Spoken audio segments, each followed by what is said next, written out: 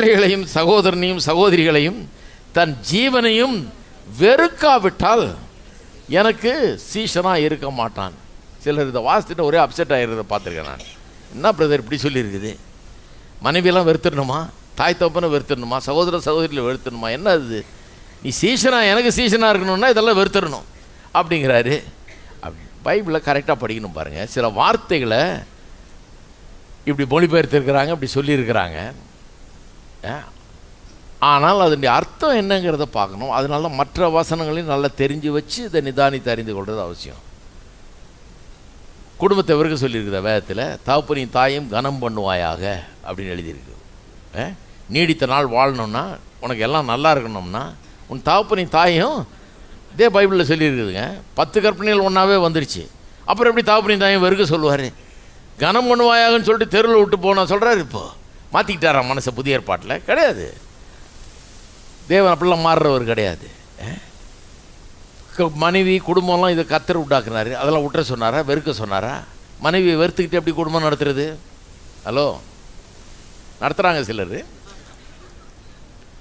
சுத்தம் முடியாதுன்னு சொல்ல, ஆனால் அது குடும்பமாக இருக்காது, நரகமாக இருக்கும்.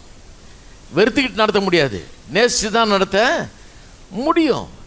அப்போ இங்கே என்னிடத்தில் வர்றவன், என்னை பின்பற்ற விரும்புகிறவன், சீஷனாக இருக்க விரும்புகிறவன் இதெல்லாம் வெறுக்கலன்னா சீஷனாக இருக்க மாட்டான்னு நீங்கள் சொல்லியிருக்குது. இதை புரிந்து கொள்ளணும். ஒன்றுமே இல்லை. ஆபிரகாமுக்கு சொன்னது என்ன? உன் தேசத்தை இனத்தை விட்டு வானார், ஜனத்தை விட்டு வானார். அதையும் நம்ம இப்படி தான் சொல்கிறோம். ரொம்ப கஷ்டப்படுறது. எப்படி அப்படி கேட்கலாம்? ஊரை விட்டு வான்னு சொல்லலாமா? தாய் தகப்ப மனைவி பிள்ளைங்க மற்ற சொந்தக்காரங்க எல்லாரையும் விட்டு வான்னு சொல்லலாமா?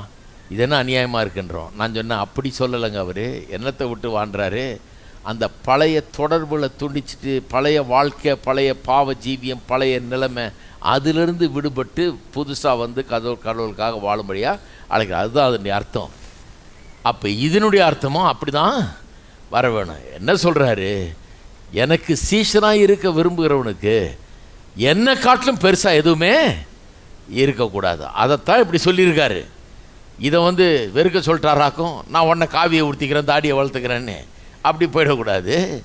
வெறுக்க சொல்லியிருக்கிறாருன்னா, எவரை காட்டிலும் நான் விரும்புகிறது, நேசிக்கிறது வேறு இந்த உலகத்தில் எதுவுமே கிடையாது. எல்லாம் ரெண்டாவது தான், இதுக்கு அடுத்தபடி தான். இவரைத்தான் அதிகமாக விரும்புகிறேன், இவருக்கு தான் முதலிடம், இவர் தான் என்னுடைய வாழ்க்கையில் பெரும் பங்கு வகிக்கிறார் என்று அப்படி இருக்கிறவன் தான் அவருக்கு சீஷனாக இருக்க முடியும். இல்லைனா இருக்கவே முடியாது.